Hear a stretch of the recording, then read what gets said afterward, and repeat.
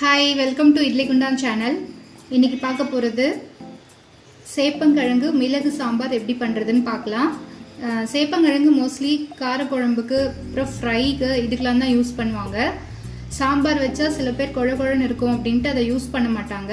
ஆனால் அந்த கொழகொழப்பு இல்லாமல் எப்படி சாம்பார் வைக்கிறது அப்படின்னு பார்க்கலாம். இது வந்து கோல்டுக்கு ரொம்ப நல்லது. இந்த சாம்பார் மிளகு பூண்டுலாம் போட்டு வைக்கிறதுனால இதை கோல்டு டைமில் எடுத்திங்கன்னா ரொம்ப ரிலீஃபாக இருக்கும். அதுக்கு தேவையானது ஒரு 4-5 சேப்பங்கிழங்கு பெருசாக வேக வச்சு கட் பண்ணி வச்சுக்கலாம். ஒரு எலுமிச்சம்பழ அளவு சைஸ் புளி உப்போடு சேர்த்து ஊற வச்சுக்கலாம். வீட்டில் அரைக்கிற மிளகாத்தூள் 1 டேபிள் ஸ்பூன், வெங்காயம் 1 பெருசாக இந்த மாதிரி கட் பண்ணி வச்சுக்கலாம், தக்காளி 2, துவரம்பருப்பு 1/2 கப், மிளகு 1 ஸ்பூன், தாளிக்கிறதுக்கு கடுகு சீரகம், மஞ்சள் தூள் ஒரு 1/2 டீஸ்பூன், பூண்டு ஒரு 4-5 பல் தோல் எடுத்து வச்சுக்கணும், 2 காஞ்ச மிளகாய், கருவேப்பிலை. இந்த துவரம் பருப்பை நல்லா வாஷ் பண்ணிட்டு 1 மணி நேரம் ஊற வச்சுக்கலாம். இந்த துவரம் பருப்பை 1 மணி நேரம் ஊற வச்சாச்சு. இது நல்லா வேக வச்சு தனியாக எடுத்து வச்சுக்கலாம். பருப்பை நல்லா சாஃப்டாக வேக வச்சு எடுத்தாச்சு. இதை சிம்மில் வச்சு லைட்டாக குக் பண்ணிக்கலாம். கொஞ்சம் கட்டியாக இருந்தால் தண்ணி ஆட் பண்ணிக்கலாம். இதுக்கு வந்து வெங்காயம் தக்காளி அதெல்லாம் வந்து தாளித்து ஆட் பண்ணிக்கலாம். நான் பருப்பு வேக வைக்கும் போதே இதில் 1/2 ஸ்பூன் மஞ்சள் தூளும் பெருங்காயமும் போட்டு வேக வச்சுட்டேன். இப்போ இதை சிம்மில் வச்சு அடி பிடிக்காமல் கலரிக்கோங்க. அதுக்குள்ளே நம்ம அதுக்கு தாளித்து ஆட் பண்ணிக்கலாம். இப்போ இந்த பருப்பு கொஞ்சம் சூடு ஏறி இருக்கு. இதில் தேவையான அளவு மிளகாத்தூள் ஆட் பண்ணிக்கலாம். இதை கட்டி இல்லாமல் கலரி விட்டுடுங்க.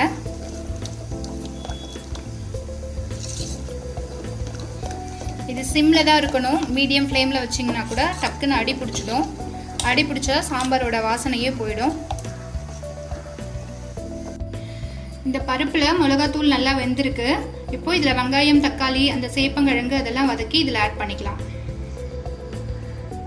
ஒரு 3 டேபிள் ஸ்பூன் எண்ணெய் விட்டு எண்ணெய் காஞ்சதும் கடுகு சீரகம்,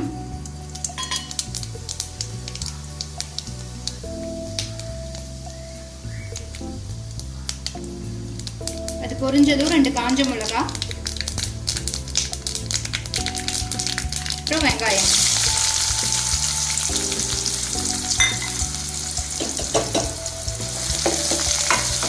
இந்த வெங்காயம் வந்து கொஞ்சம் நல்லா வதக்கிக்கலாம். ஒரு 5 நிமிஷம் வதக்கிக்கலாம். இதை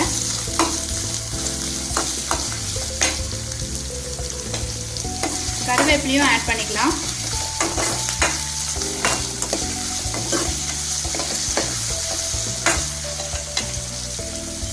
வெங்காயம் வதங்கிடுச்சு. தக்காளி ஆட் பண்ணிக்கலாம். தக்காளியும் நல்லா சாஃப்டாக வேகிற அளவுக்கு வதக்கிக்கோங்க.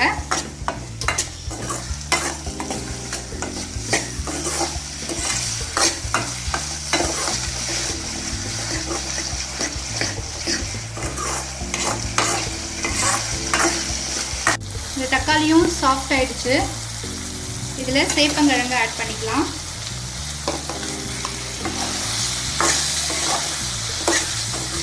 சேப்பங்கிழங்கு போட்டு நல்லா ஒரு 5 நிமிஷம் இதில் வதக்கிக்கலாம். அப்போ தான் இந்த கொழுக்கழுப்பு தன்மை போகும்.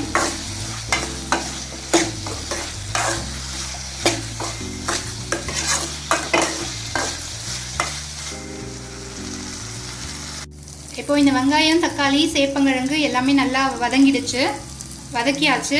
இதை எடுத்து அந்த சாம்பாரில் ஆட் பண்ணிக்கலாம். இப்போ இதில் வதக்கி ஆட் பண்ணியாச்சு. இதை மிக்ஸ் பண்ணிவிட்டு கொஞ்சமாக தண்ணி ஆட் பண்ணிவிட்டு வேக வச்சுக்கலாம். ஒரு 5 நிமிஷம் கழித்து இதில் புளிக்கரைசலை ஆட் பண்ணிக்கலாம். பொதுவாகவே சாம்பாரில் மிளகாத்தூள் போட்ட உடனே புளிக்கரைசலை ஆட் பண்ணுவாங்க. இது வந்து கொஞ்சம் டிஃப்ரெண்ட்டாக நான் கடைசியாக ஆட் பண்ணுறேன். சேப்பங்கிழங்குலாம் வந்து புளிப்பு ஏறாமல் இருக்கும். இப்படி பண்ணிங்கன்னா இன்னும் கொஞ்சம் இதில் தண்ணி ஆட் பண்ணிக்கிறேன்.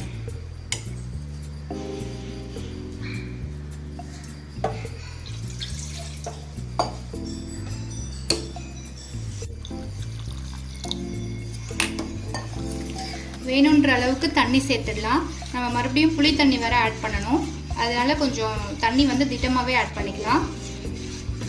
இது லைட்டாக கொஞ்சம் கொதிக்க ஆரம்பிக்கிறதுக்கு முன்னாடி இதில் புளி தண்ணி ஆட் பண்ணிக்கலாம்.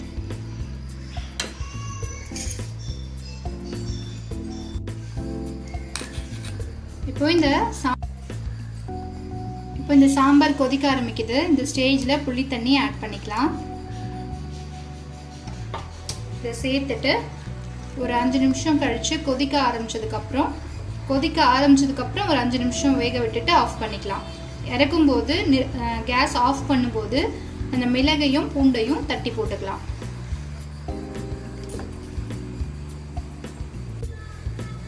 இப்போ இதில் கடைசியாக இந்த பூண்டை ஆட் பண்ணிட்டு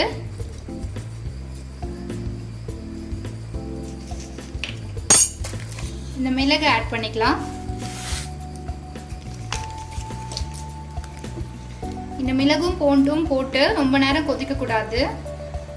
ஒரு 2 நிமிஷத்துக்குள்ள இதை ஆஃப் பண்ணிடலாம்.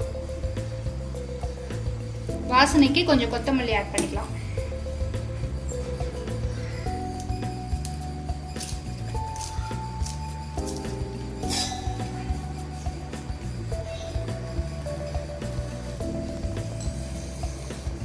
இப்போ கேஸ் ஆஃப் பண்ணிடுறேன். ரொம்ப டிஃப்ரெண்ட்டான ஒரு ஈஸியான ரெசிபி, கோல்டுக்கும் யூஸ்ஃபுல்லாக இருக்கும். சேப்பங்கிழங்கு வச்சு ஒரு புது டிஷ் பண்ண மாதிரியும் இருக்கும். சேப்பங்கிழங்கு மிளகு சாம்பார் ரெடி ஆயிடுச்சு. இதை கண்டிப்பாக ட்ரை பண்ணி பார்த்துட்டு உங்கள் லைக்ஸ் அண்ட் கமெண்ட்ஸ் கொடுங்க. இந்த வீடியோவை ஷேர் பண்ணுங்கள். இந்த சேனலை சப்ஸ்கிரைப் பண்ணுங்கள். இன்னும் நிறைய வீடியோஸ்க்கு உடனே தெரிஞ்சுக்கிறதுக்கு நோட்டிஃபிகேஷன் பெல்லை கிளிக் பண்ணுங்கள். தேங்க்யூ.